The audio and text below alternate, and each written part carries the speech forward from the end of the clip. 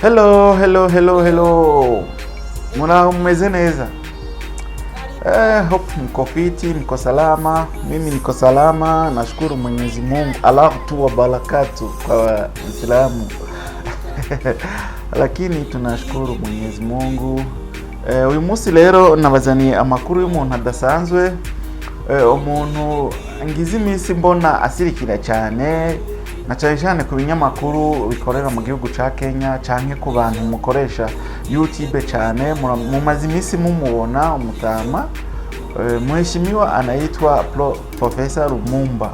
Lumumba. Ngira ngo mugize iminsi mumubona. Rero naciyengira nti reka ndondere uyu muntu kuko agize iminsi atanga ibiganiro ku mbuga ngurukana bumenyi zitandukanye mu binyamakuru bitandukanye Kenya, Tanzania n'ahandi, avuga amakuru ku bantu bamamaye, abantu badasanzwe. Ngira ngo muramaze kubona ariko aravuga ku bantu ba leader bo barafashe kwikukira ku bihugu byabo, abanyerere ba Patrice Lumumba. Aravuga no kuri ba Traoré, ba makuru ku bantu nyene bagezweho ba Trump na ba ndi nyene nka ba Putin. Agize iminsi atanga intuzenye amakuru atandukanye. Rero uyu munsi naciye mvuga nti reka nze turabire hamwe Professor Lumumba ni nani. Rero uyu Professor Lumumba turaza kumenya aho yavukiye, turaza kumenya neza na neza uwo ari we, turaza kumenya igihugu ciwe, turaza kumenya ibyo yakoze, turaza kumenya byinshi bitandukanye bivuga ku buzima bwiwe canke ku butwari bwiwe.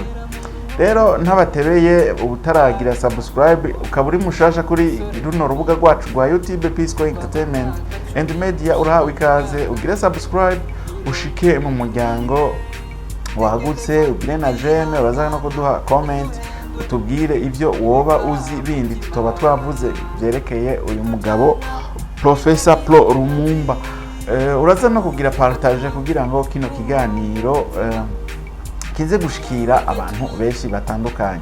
Ibi biganiro tubashikiriza byo kumenya abantu bafise ubutwari, ibi nivyo tuba dukwiye natwe kwigiraho, turabe ico twokora kugira ngo natwe duhindure ivyiyumviro, duhindure mind zacu. Reka tumira amateka gatoya ncenza ndababwire neza na neza uyu Professor Lumumba uwari.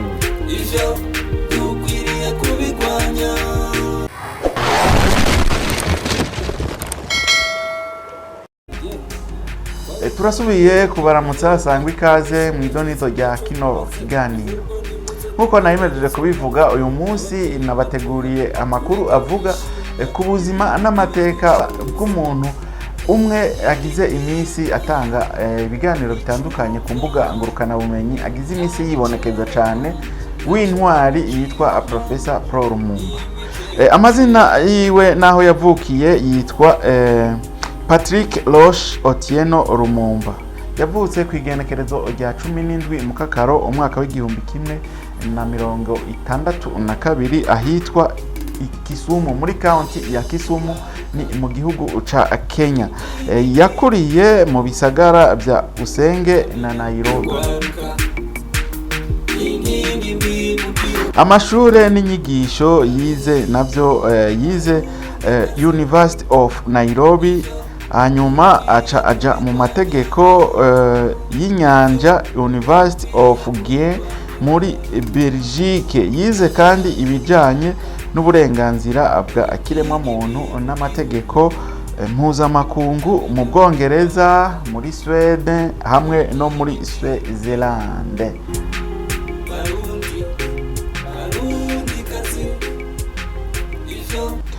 Patrick Lumumba Otieno ni yabaye umuyobozi mukuru wa Kenya Anti-Corruption Commission mu mwaka w'ibihumbi 2010 kugera mu mwaka w'ibihumbi 2011.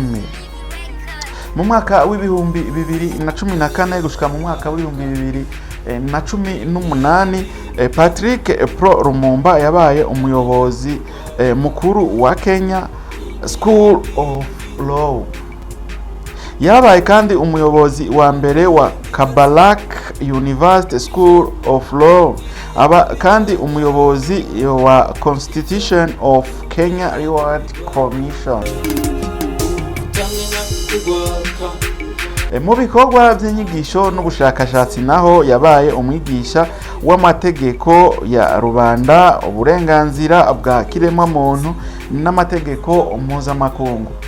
Uyu Patrick Lumumba Otieno, Professor Pro Lumumba, yanditse ibitabu bitari ibike harimo icyitwa Criminal Procedure in Kenya, arongera arandika Judicial Review and Administrative Law, yandika kandi Constitution of Kenya, an introductory commentary, Swearing by Kenya, Sanitizing Kenyan Polity.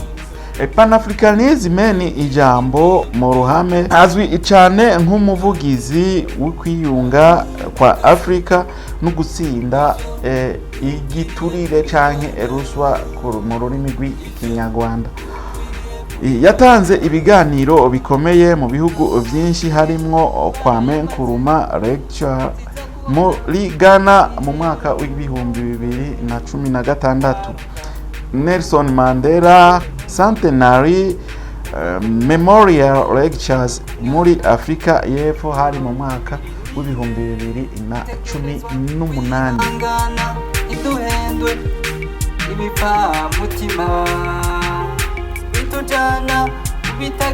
Samora Machel Memorial Lectures muri Mozambique hari mu mwaka w'ibihumbi 2021. Imiryango n'ibikorwa by'iterambere yashinze Pro Lumumba Foundation, yashinze kandi African Institute for Leaders and Leadership, umuyobozi wa Falafina Investment Group muri Liberia, umuyobozi wa Economic Strategic Growth and Development Initiative of Africa muri Nigeria.